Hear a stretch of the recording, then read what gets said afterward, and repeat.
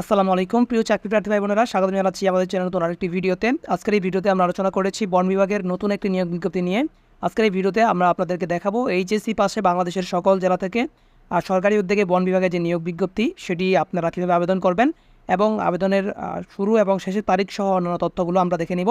তো চলুন শুরু করা যাক। তার আগে ছোট্ট কিছু কথা না বললেই নয়, আপনি যদি আমাদের এই চ্যানেল নতুন দর্শক হয়ে থাকেন এবং পরবর্তী চাকরি বিষয়ক এবং শিক্ষামূলক সকল আপডেট সবার আগে আমাদের এই চ্যানেল থেকে পেতে চান, অবশ্যই চ্যানেলকে এখনই সাবস্ক্রাইব করে পাশে আসা বেল আইকন বা জি অল বাটনে ক্লিক করে রাখুন।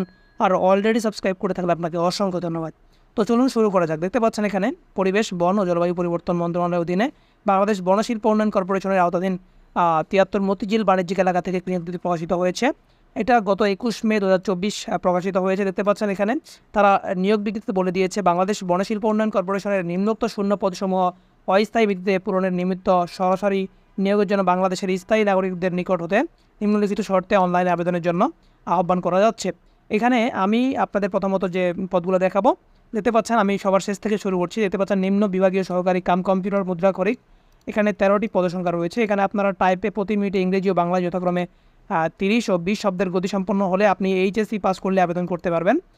এরপর রয়েছে নিম্ন বিভাগীয় সহকারী কাম কম্পিউটার মুদ্রাক্ষরিক, তো এটাতে 14টি পদসংখ্যা রয়েছে। এখানে ন্যূনতম এইচএসসি পাস করতে হবে এবং এখানেও কিন্তু আপনাকে একইভাবে টাইপিং স্কিল থাকতে হবে।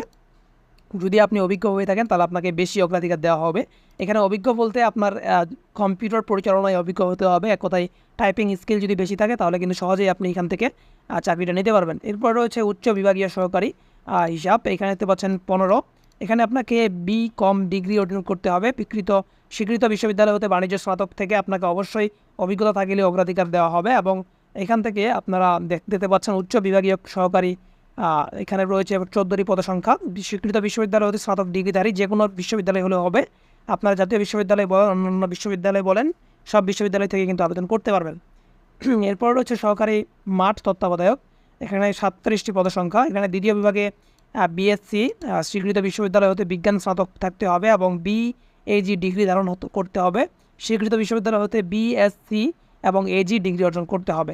এরপর রয়েছে সহকারী হিসাব কর্মকর্তা, 19টি পদসংখ্যা রয়েছে। এখানে MCom স্বীকৃত বিশ্ববিদ্যালয় হতে বাণিজ্য বিভাগে স্নাতকোত্তর অর্জন করতে হবে অথবা 3 বছরের অভিজ্ঞতা সমবেত BCom ডিগ্রি অর্জন করতে হবে। আপনাকে স্বীকৃত বিশ্ববিদ্যালয় হতে বাণিজ্য বিভাগে স্নাতকধারী হতে হবে।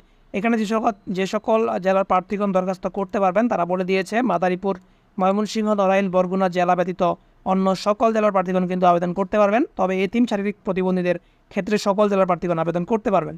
এরপরে চলে আসবো অনলাইনে আবেদনপত্র পূরণ সংক্রান্ত নিয়মাবলী ও শর্তাবলীর ক্ষেত্রে। তো এখানে আপনাকে বিজ্ঞপ্তিটি জারির তারিখ হতে আবেদনকারী সকল সাধারণ প্রার্থীর জন্য 18 থেকে 30 বছর পর্যন্ত আবেদন করতে পারবেন। এটা হচ্ছে সাধারণ প্রার্থীর ক্ষেত্রে।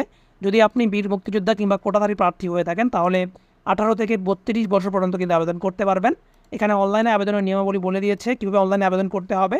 এখানে আপনাকে অনলাইনে আবেদন আগামী 27 মে 2024 সকাল 10টা থেকে আগামী 23 জুন 2024 বিকাল 5টার মধ্যে আবেদন সম্পন্ন করতে হবে। কীভাবে আবেদন করবেন, আপনি আপনার ফোন দিয়ে ঘরে বসে এটা নিয়ে ভিডিও চাইলে অবশ্যই আমাদেরকে কমেন্ট করে জানান যে আপনারা এটা নিয়ে একটা ভিডিও চাচ্ছেন। আমি পরবর্তী ভিডিওতে দেখাবো কীভাবে আপনারা আপনার ফোন দিয়ে অনলাইনের মাধ্যমে কিন্তু এই আবেদনটা সম্পন্ন করবেন। তো আজকের এই ভিডিওটি এ পর্যন্তই। আশা করছি বিষয়টি বুঝতে পেরেছেন এবং নিয়োগ বিজ্ঞপ্তি সম্পর্কিত সম্যক ধারণা আপনারা পেয়েছেন। এখন পর্যন্ত কোনো প্রশ্ন কিংবা মতামত থেকে থাকলে অবশ্যই আমাদেরকে কমেন্ট বক্সে জানাতে ভুলবেন না। দেখা হচ্ছে পরবর্তী ভিডিওতে। ততক্ষণ পর্যন্ত ভালো থাকবেন, সুস্থ থাকবেন। আসসালামু আলাইকুম ওয়া রাহমাতুল্লাহ।